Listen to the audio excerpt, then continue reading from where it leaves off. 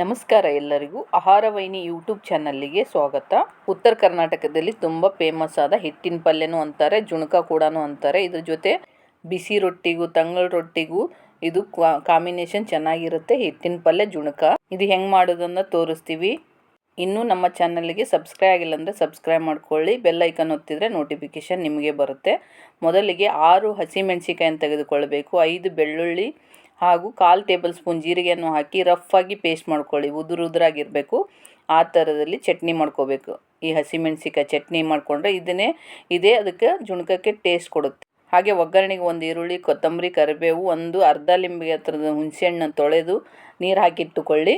ಹುಣಸೆಹಣ್ಣು ಚೆನ್ನಾಗಿ ನೆನೆಯಲು ಬಿಡಿ. ಇದು ಚೆನ್ನಾಗಿ ನೆನೆಯುತ್ತೆ. ಇವಾಗ ಒಗ್ಗರಣೆಗೆ ಕಡಾಯಿಯನ್ನು ಗ್ಯಾಸ್ ಮೇಲೆ ಇಟ್ಟು 4 ಟೇಬಲ್ ಸ್ಪೂನ್ ಎಣ್ಣೆಯನ್ನು ಹಾಕಿ 1/4 ಟೇಬಲ್ ಸ್ಪೂನ್ ಸಾಸಿವೆ, ಸ್ವಲ್ಪ ಜೀರಿಗೆಯನ್ನು ಹಾಕಿ ಎಣ್ಣೆ ಚೆನ್ನಾಗಿ ಬಿಸಿಯಾಗಲು ಬಿಡಿ. ಬಿಸಿ ಆದಮೇಲೆ ಇದಕ್ಕೆ ಸ್ವಲ್ಪ ಕರಿಬೇವಿನ ಸೊಪ್ಪನ್ನು ಹಾಕಿ ತುಂಬಾ ಗಮ್ ಅಂತ ಸ್ಮೆಲ್ ಬರುತ್ತೆ. ಇದು ಚೆನ್ನಾಗಿ ಕಾದ್ಮೇಲೆ ಇದಕ್ಕೆ ಕಟ್ ಮಾಡಿ ಇಟ್ಟುಕೊಂಡ ಈರುಳ್ಳಿಯನ್ನು ಹಾಕಿ ಇದು ಚೆನ್ನಾಗಿ ಬಾಡಿಸಬೇಕು.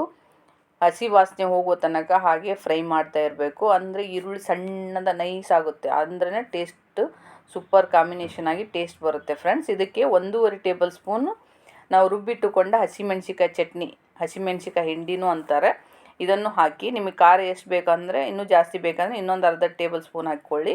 ಇದಕ್ಕೆ ಬೆಲ್ಲ ಅಥವಾ ಸಕ್ಕರೆ ಹಾಕ್ಕೊಳ್ಳಿ ನಿಮ್ಗೆ ಬೇಕಂದರೆ, ಅಥವಾ ಸ್ಕಿಪ್ ಕೂಡ ಮಾಡ್ಕೋಬೋದು. ಬೆಲ್ಲ ಹಾಕಿದರೆ ಚೆನ್ನಾಗಿರುತ್ತೆ. ರುಚಿಗೆ ತಕ್ಕಷ್ಟು ಉಪ್ಪನ್ನು ಹಾಕಿ ಒಂದು ಅರ್ಧ ಟೇಬಲ್ ಸ್ಪೂನ್ ಅರಿಶಿಣ ಪುಡಿಯನ್ನು ಹಾಕಿ ಇದು ಕಲರ್ ಚೆನ್ನಾಗಿ ಬರುತ್ತೆ. ಇದು ಸ್ವಲ್ಪ ಚೆನ್ನಾಗಿ ಬಾಡಬೇಕು. ಆಮೇಲೆ ನಾವು ಹಸಿಮೆಣಸಿಕಾಯಿ ಹಿಂಡಿ ಚಟ್ನಿ ಹಾಕಿರ್ತೀವಲ್ಲ ಅದು ಹಸಿ ವಾಸನೆ ಹೋಗೋ ತನಕ ಫ್ರೈ ಮಾಡಿ ಆಮೇಲೆ ನಮ್ಮ ಹುಣಸೆಹಣ್ಣು ಜ್ಯೂಸನ್ನು ಕೂಡ ಹಾಕಿ ಇದು ಚೆನ್ನಾಗಿ ಹುಣಸೆಹಣ್ಣು ಜ್ಯೂಸ್ ಸ್ವಲ್ಪ ಫ್ರೈ ಆದಮೇಲೆ ಇದಕ್ಕೆ 2 ಕಪ್ಪು ನೀರು ಹಾಕಬೇಕು. 2 ಕಪ್ ನೀರು ಅಂದರೆ ಟೋಟಲ್ 3 ಕಪ್ ಅಂತ ತಿಳ್ಕೊಳ್ಳಿ. 2 ಕಪ್ ನೀರು ಕುದಿಯಲು ಹಾಕಬೇಕು. 1 ಕಪ್ಪು ಹಿಟ್ಟಿಗೆ ಬೇಸನ್ ಕಡಲೆ ಹಿಟ್ಟಿಗೆ 1 ಕಪ್ ನೀರು, 1 ಕಪ್ ಕಡಲೆ ಹಿಟ್ಟನ್ನು ಹಾಕಿ ಗಂಟಿಲ್ಲದ ಹಾಗೆ ಚೆನ್ನಾಗಿ ಮಿಕ್ಸ್ ಮಾಡಿ ಇಟ್ಕೋಬೇಕು. ಗಂಟಿರಬಾರ್ದು ನೋಡಿ. ಈ ಥರದಲ್ಲಿ ಚೆನ್ನಾಗಿ ಮಿಕ್ಸ್ ಮಾಡಿ ಇವಾಗ ಹುಳಿ ಕುದೀತಾ ಇರುವಾಗ ಕೊತ್ತಂಬರಿ ಸೊಪ್ಪನ್ನು ಹಾಕಿ ಒಂದೇ 1 ಸೆಕೆಂಡ್ ಚೆನ್ನಾಗಿ ಕುದಿಯಲು ಬಿಡಿ. ಕುದ್ರೆ ಚೆನ್ನಾಗಿರುತ್ತೆ, ಸ್ಮೆಲ್ಲು ಕೂಡ ಚೆನ್ನಾಗಿ ಬರುತ್ತೆ. ನೀರು ಕುದಿಯುವಾಗನೇ ಹಿಟ್ಟು ಹಾಕಬೇಕು. ನೀರು ಕುದಿಯುವಾಗ ಮಿಕ್ಸ್ ಮಾಡಿದ ಬೇಸನ್ ಹಿಟ್ಟು ಕಡಲೆ ಹಿಟ್ಟನ್ನು ಹಾಕಿ ಹಸಿ ಕಡಲೆಬೇಳೆ ಹಿಟ್ಟನ್ನು ಹಾಕಿ ತಿರುಗ್ತಾ ಇರಬೇಕು. ಕೈ ಬಿಡದ ಹಾಗೆ ತಿರುಗ್ತಾ ಇದ್ದು ಆಮೇಲೆ ಮುಚ್ಚಿ ಸಣ್ಣ ಉರಿಯಲ್ಲಿ 1 ನಿಮಿಷ ಅಳ್ಳಲು ಬಿಡಿ. ಹಿಟ್ಟು ಚೆನ್ನಾಗಿ ಅಳ್ಳಿ ಬರುತ್ತೆ ನೋಡಿ. ಈ ಥರದಲ್ಲಿ ನೈಸಾಗಿ ತುಂಬ ಸೂಪರಾದ ಜುಣಕ ಹಿಟ್ಟಿನ ಪಲ್ಯ ಉತ್ತರ ಕರ್ನಾಟಕದಲ್ಲಿ ಫೇಮಸ್ ಇದು ರೆಸಿಪಿ. ಇದನ್ನು ನೀವು ಟ್ರೈ ಮಾಡಿ. ಇವಾಗ ರೊಟ್ಟಿ ಹೇಗೆ ಮಾಡುವುದಂತ ನೋಡೋಣ. ಇವಾಗ ಬೇಸಿಕ್ಕಾಗಿ ಮಾಡ್ತಿರೋರಿಗೆ ತುಂಬ ಈಸಿಯಾಗಿ ಹೇಳ್ಕೊಡ್ತಾ ಇದ್ದೀನಿ ನೋಡಿ. ನೀವು ತುಂಬ ಸುಲಭವಾಗಿ ಮಾಡ್ಕೊಳೋಂಥ ರೆಸಿಪಿ ಇದು ರೊಟ್ಟಿದು. 1 ಗ್ಲಾಸ್ ನೀರನ್ನು ಹಾಕಿ ಗ್ಯಾಸ್ ಮೇಲೆ ಇಡಿ, ಕುದಿಯಲು ಬಿಡಬೇಕು. ಸ್ವಲ್ಪ ಉಪ್ಪನ್ನು ಹಾಕಿ ರುಚಿಗೆ ತಕ್ಕಷ್ಟು. ಆಮೇಲೆ ಇದು ನೀರು ಕುದೀತಿರ್ಬೇಕು. 1 ಗ್ಲಾಸ್ ನೀರು ಕುದಿಯುವಾಗ 1 ಗ್ಲಾಸ್ ಅದೇ ಗ್ಲಾಸ್ ಅಳತೆ ಹಿಟ್ಟನ್ನು ಹಾಕಿ ಸ್ವಲ್ಪ ಮಿಕ್ಸ್ ಮಾಡಿ ಇದನ್ನು ಗ್ಯಾಸನ್ನು ಬಂದ್ ಮಾಡಿ ಹಾಗೆ ಹಿಟ್ಟು ಆರಲು ಬಿಡಿ. ಚೆನ್ನಾಗಿ ಮಿಕ್ಸ್ ಮಾಡಿ ಗಂಟು ಆಗದ ಹಾಗೆ ಚೆನ್ನಾಗಿ ಮಿಕ್ಸ್ ಮಾಡಬೇಕು ಮೊದಲಿಗೆ. ಆದರೆ ಬಿಸಿ ಇದ್ದಾಗ ನಾದಕ್ಕೆ ಹೋಗಬೇಡಿ, ಕೈ ಸುಡುತ್ತೆ. ಸ್ವಲ್ಪ ಬಿಸಿ ಆರಲು ಬಿಡಿ.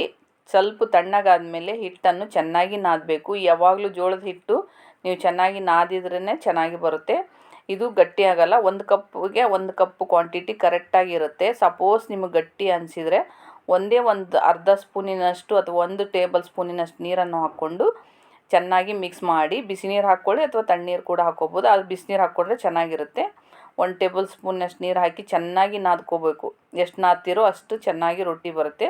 1 ದೊಡ್ಡ ಲಿಂಬೆ ಗಾತ್ರದಷ್ಟು ಹಿಟ್ಟನ್ನು ತೆಗೆದುಕೊಳ್ಳಬೇಕು. ಮೊದಲಿಗೆ ರೌಂಡಾಗಿ ಮಾಡಿ ತಟ್ಟಿಕೊಂಡು ಇದಕ್ಕೆ ಮೊದಲು ಕೆಳಗೆ ಹಿಟ್ಟನ್ನು ಹಾಕಿ ಲಟ್ಟಿಸಿ. ಅಂದರೆ ಲತಗುಣಿಗೆ ನೀವೇನು ಪ್ಲಾಸ್ಟಿಕ್ ಕವರ್ ಕಟ್ಟೋದೇನು ಬೇಕಾಗಲ್ಲ ಫ್ರೆಂಡ್ಸ್. ಈ ಥರದ ಮಾಡಿಕೊಂಡ್ರೆ ಈಸಿಯಾಗಿರುತ್ತೆ. ಹಂಚು ಬಿಸಿಯಾಗಲು ಬಿಡಿ.